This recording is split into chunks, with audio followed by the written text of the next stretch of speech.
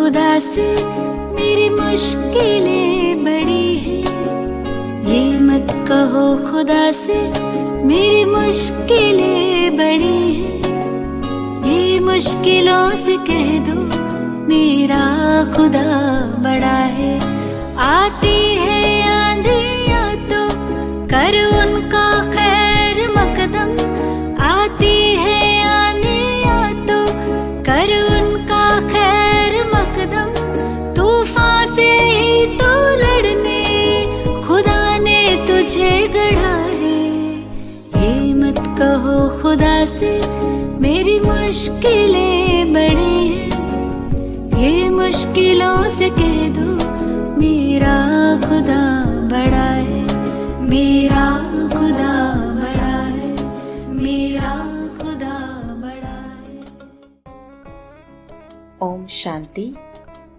इस सीरीज में हम प्यारे ब्रह्मा बाबा के अनेक गुण और विशेषताओं को जानेंगे, जिसे स्वयं अव्यक्त बाप दादा ने अपने महावाक्यों द्वारा सुनाए हैं। कैसे थे ब्रह्मा बाबा?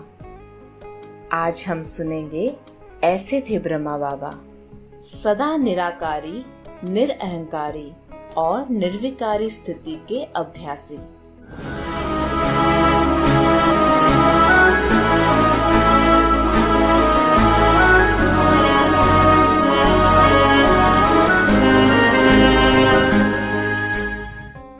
ब्रह्मा बाप समान कर्मातीत स्थिति का अनुभव करने के लिए निरंतर अभ्यास करो कि निराकारी स्थिति में स्थित हो साकार में आकर ये कार्य कर रही हूँ। ये स्मृति या अभ्यास नेचुरल या नेचर बन जाए तो निरंतर निरहंकारी या निर्विकारी स्थिति में स्थित हो जाएंगे।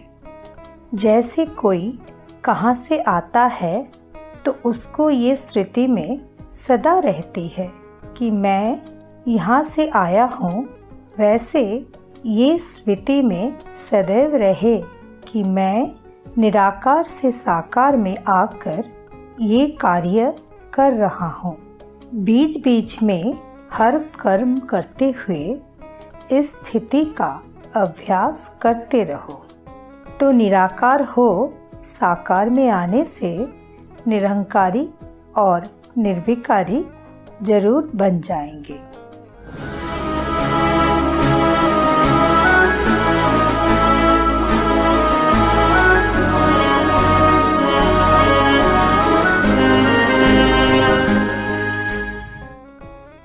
बाप समान सर्वगुणों के मास्टर सागर का अनुभव करने के लिए अपनी निर्णय शक्ति को बढ़ाओ।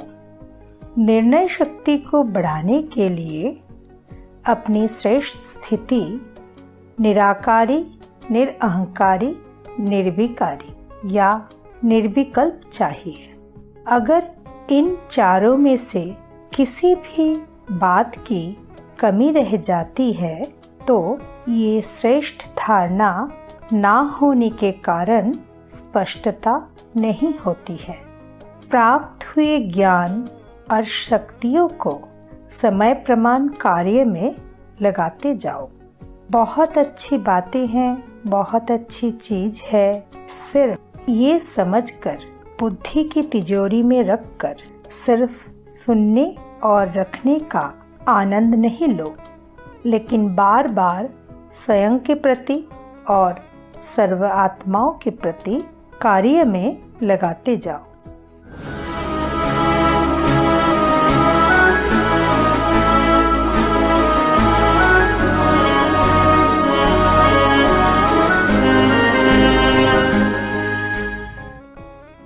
मनसा, वाचा और कर्मणा तीनों को ठीक करने के लिए सिर्फ 3 अक्षर याद रखने हैं।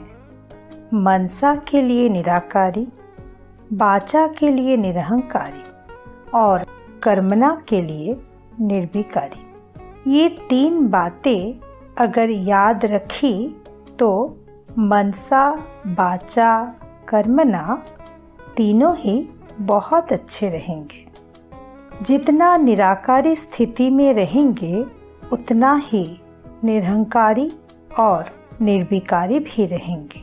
यही है मुख्य पुरुषार्थ, क्योंकि आगे चलकर मैंपन या अहंकार के रूप में बहुत विघ्न आएंगे। मैंपन आना, इसको ही कहा जाता है ज्ञान का अभिमान, बुद्धि का अभिमान और सर्विस का अभिमान। इसे समाप्त करने के लिए सदा याद रहे कि मैं निमित्त हूँ। निमित्त बनने से ही निराकारी, निरहंकारी और नम्रचित निष्कंकल्प अवस्था में रह सकेंगे।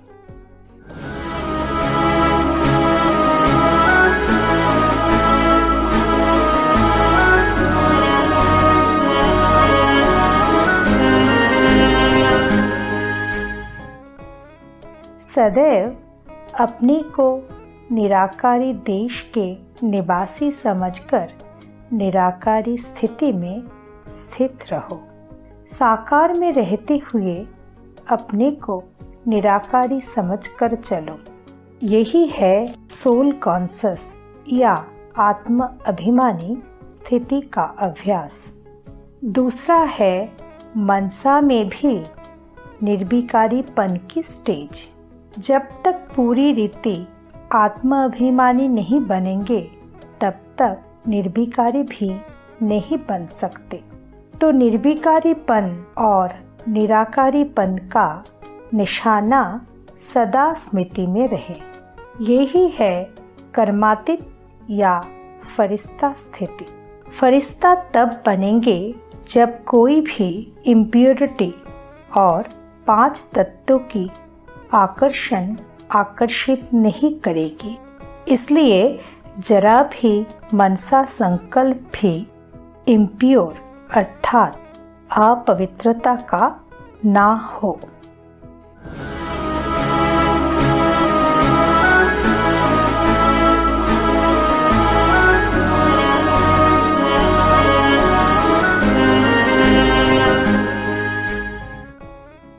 साक्षात्कार मूर्त बन वारिस या प्रजा तैयार करने के लिए निराकारी, निरहंकारी और निर्विकारी स्थिति में स्थित रहने का पुरुषार्थ करो।